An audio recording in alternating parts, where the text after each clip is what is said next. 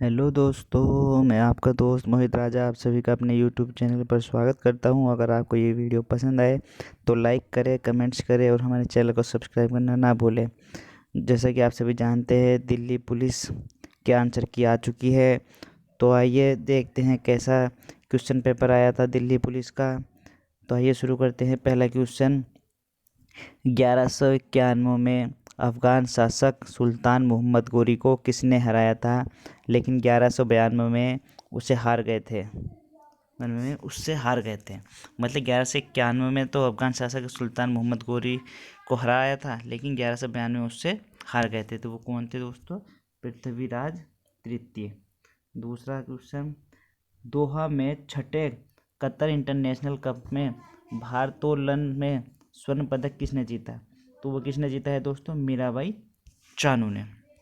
Next question, जीवाणु के कारण मनुष्य और मवेशियों में होने वाली खतरनाक बीमारी को क्या कहा जाता है? तो वो कहा जाता है दोस्तों एंथ्रेक्स। नेक्स्ट क्वेश्चन, असम में मध्यम जनसंख्या घनत्व के लिए कौन सा कारक उत्तरदायी नहीं है? तो वह है दोस्तों प्रचुर वर्षा। नेक्स्ट क्वेश्चन, निम्नलिखित में से कौन सा मीठे पानी का स्रोत नहीं है? तो वो है महासागर। तंतुओं से धागा बनाने की प्रक्रिया कहलाती है, वो क्या कहलाती है दोस्तों? कताई। नेक्स्ट क्वेश्चन, अर्थव्यवस्था के आकार का अनुमान लगाने के लिए निम्नलिखित में से किसका उपयोग किया जाता है? तो वो किया जाता है दोस्तों सकल घरेलू उत्पाद का।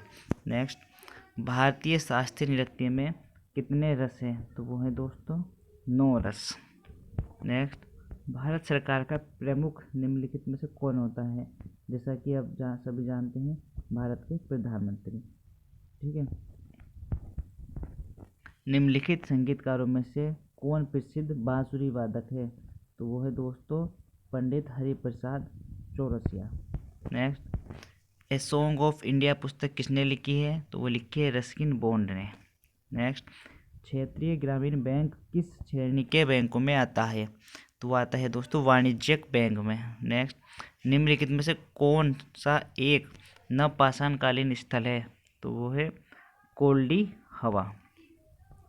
निम्नलिखित में से कौन सा लोक वाद्य यंत्र पंजाब में भांगड़ा के दौरान बजाया जाता है? तो वो बजाया जाता है दोस्तों तुम्बी। नेक्स्ट, खेल के क्षेत्र में पद्म भूषण 2020 किसे प्रदान किया गया? तो वो क्या है गया है दोस्तों? MC मेरी कॉम को। ठीक है। न्याय युद्ध नामक आंदोलन जो कि हरियाणा में न्याय के लिए किया गया संघर्ष था, उसका नेतृत्व किसने किया था? चौधरी देवीलाल ने। अवध से सहायक गठबंधन किस वर्ष में हटाया गया था? तो वो हटाया गया था 1856 में। निम्नलिखित में से कौन सा शहर इंडियन प्रीमियर लीग 2020 का आयोजन स्थल नहीं है? तो वो कौन सा नहीं है दोस्तों? दोहा। जैसे कि आप सभी जानते हैं, इंडियन प्रीमियर लीग यानी IPL का आयोजन कहाँ हुआ है? तो वह संयुक्त अरब अमीरात में, और इसका स्पॉन्सर कौन था? ड्रीम 11। निम्नलिखित में से कौन सा स्थल प्राचीन भारत में कुत्तों के पालन का प्रमाण है? वो है बुर्ज होम।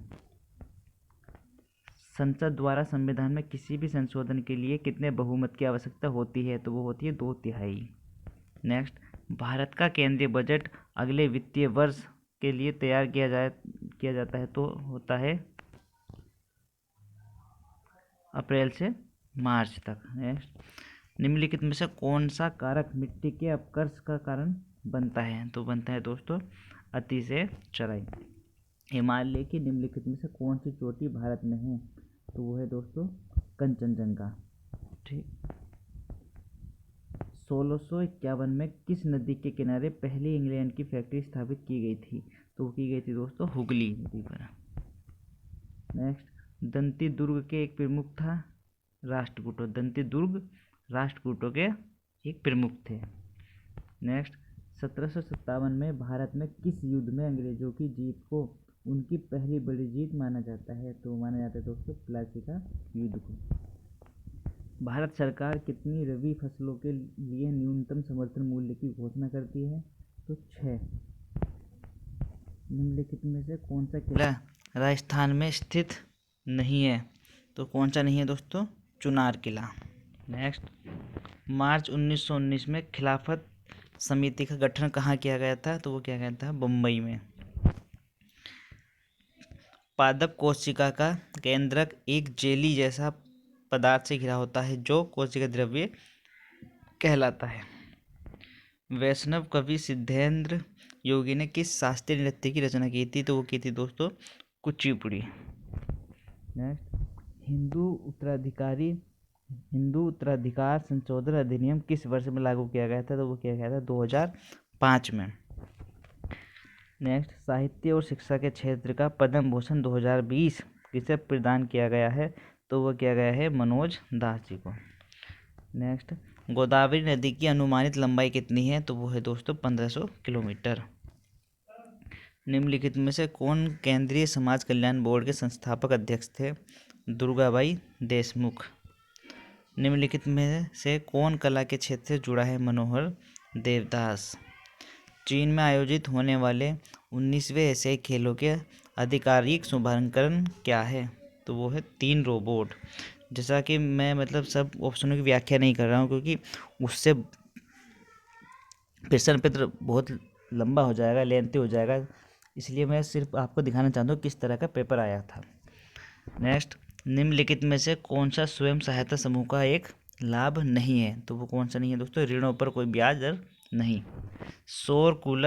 सौर कुकर में उच्च तापमान प्राप्त करने के लिए सूर्य की किरणों को संकेंद्रित करने के लिए निम्नलिखित में से किसका उपयोग किया जाता है? तो दर्पण का। ठीक है दोस्तों, याद रखना। रोवर्स कप निम्नलिखित में से किस खेल से संबंधित है? तो वो फुटबॉल से। ठीक है, रोवर्स कप फुटबॉल से। संसद के समक्ष भारत का वार्षिक बजट कौन प्रस्तुत करता है? तो वो करता है वित्त मंत्री, जो कौन है? पीयूष गोयल। खाद्य श्रृंखला में प्राथमिक उपभोक्ता निम्नलिखित में से कौन होता है? टिड्डी। खाद्य श्रृंखला में प्राथमिक उपभोक्ता निम्नलिखित में से कौन होता है? टिड्डी। संसद के समक्ष भारत का वार्षिक बजट जो प्रस्तुत किया था वित्त मंत्री ने किया था, और वित्त मंत्री कौन है? निर्मला सीतारमण। पीयूष गोयल तो हमारे रेल मंत्री हैं। प्रधानमंत्री गरीब कल्याण योजना किस वर्ष में आरंभ की गई थी? तो वो की गई थी 2016 में। जुलाई 2020 में जिनेवा में संयुक्त राष्ट्र में भारत का राजदूत और स्थायी प्रतिनिधि किसे नियुक्त किया गया? तो वो किया गया दोस्तों इंद्रमणि पांडे को। निम्नलिखित में से क्या सरकार की समवर्ती सूची में नहीं आता? तो वो क्या नहीं आता? सिंचाई। निम्नलिखित में से कौन सा त्योहार मणिपुर में मनाया जाता है? तो वो मनाया जाता है योसांग या याओसांग। जायद सीजन के दौरान इनमें से किस फसल का उत्पादन होता है? तो वो होता है दोस्तों खीरा का। निम्नलिखित में से कौन सी गंगा की एक सहायक नदी नहीं है? तो वो है दोस्तों चंबल। क्रिकेट द्रोण नामक पुस्तक इनमें से किस कोच पर आधारित है? तो वो है दोस्तों वासुदेव जगन्नाथ परांजपे। नेक्स्ट,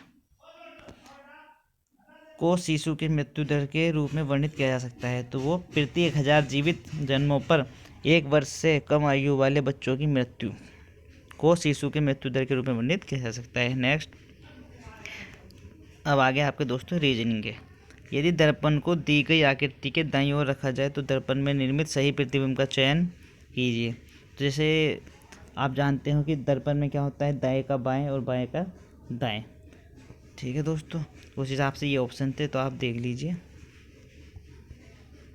ठीक, और रीजनिंग का मैं आपको ऐसे दिखा देता हूँ, देख लीजिए।